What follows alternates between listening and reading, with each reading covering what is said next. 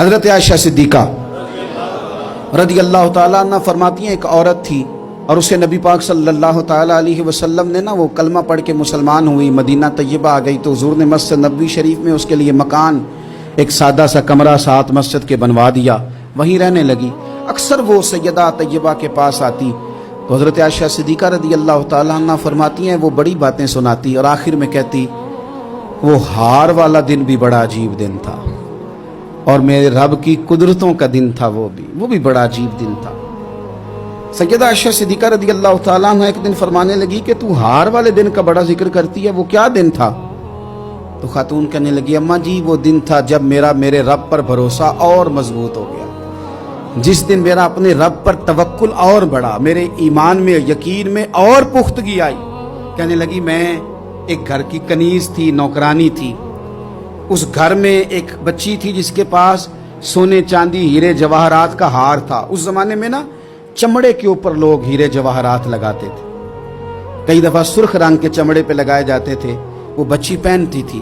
تو کہتی ہوں بچی کے اس نے اتار کے رکھا یا اس سے گرا وہ ہار تو چیل اسے اٹھا کے لے گئی گوشت سمجھ کے اور میرے سامنے اٹھا کے لے گئی۔ گھر والوں نے مجھ سے پوچھا، یہ بخاری میں موجود ہے، گھر والوں نے پوچھا مجھ سے کہ وہ ہار کہاں ہے تو میں نے کہا چیل اٹھا کے لے گئی۔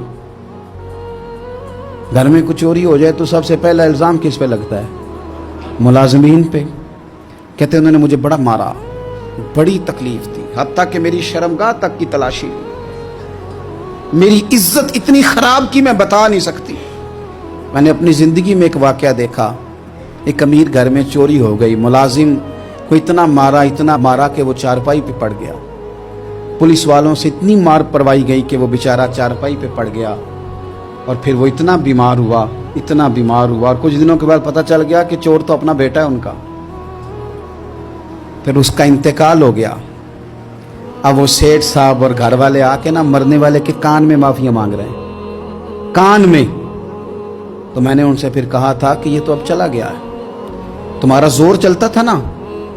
تو تم نے قانون خریدا اور تم نے اسے جتنا ہو سکا تم نے اسے مار پڑوائی، تمہارے پاس جو عدالتیں تھی تم نے وہاں کاروائی کی، اب ایک عدالت قیامت کے دن لگے گی۔ یہ کمزور تھا نا، کچھ کر نہیں سکا۔ میرے نبی پاک صلی اللہ علیہ وسلم نے فرمایا سن لو، اگر سینگ والی بکری نے بغیر سینگ والی بکری کو تکلیف دی ہوگی نا تو قیامت کے دن اسے بھی بدلہ دینا پڑے گا کہ تیرے پاس سینگ تھے اور تو نے اسے مارا تھا۔ وہ خاتون عرض کرتی ہے سیدہ عائشہ کی خدمت میں کہ مجھے بڑا مارا، مجھے تکلیف دی، میں کہہ رہی تھی کہ میرے سامنے چیل لے گئی ہے پر وہ نہیں مان رہے تھے، اماں جی انہوں نے مجھے بڑا مارا۔ حضرت عائشہ صدیقہ کہتی ہیں پھر کیا ہوا؟ کہنے لگی اماں جی جب کوئی میرا مددگار نہ رہا، مجھے تکلیف دے رہے تھے، رسوا کر رہے تھے، تو میں نے اپنے رب سے مدد چاہی، میرے رب کی طرف میں نے توجہ کی، میں نے کہا مالک اب تو ہی میرا مددگار ہے۔ کہتی ہے وہ مجھے مار رہے تھے تو وہ چیل جو ہار لے گئی تھی وہی لے کے واپس آ گئی اور ہمارے سروں کے قریب لا کے اس نے جب اس ہار کو پھینکا وہ مجھے چھوڑ کے سائیڈ پہ ہوئے، وہ میری بے گناہی جان گئے، لیکن آپ کو بتاؤں اس دن سے میرا اپنے رب پر یقین اور بڑھ گیا۔ مجھے سمجھ آ گئی کہ جب انسان پورا ٹوٹ جاتا ہے اور جب کوئی چاروں جانب اس کا مددگار نہیں ہوتا تو رب تو ہوتا ہے نا، اللہ تو اس کا مددگار ہوتا ہے نا، وہ تو پھر اپنے اس بندے کی مدد کرتا ہے نا، پھر وہ تو توانائی دیتا ہے نا، وہ تنہا نہیں چھوڑتا، وہ تو آنسوؤں والوں کے آنسوؤں پہ بڑا کرم فرماتا ہے، وہ تو قسم پرسی میں آ جاتا ہے، اس کی رحمت بڑھ کے استقبال کر لیتی۔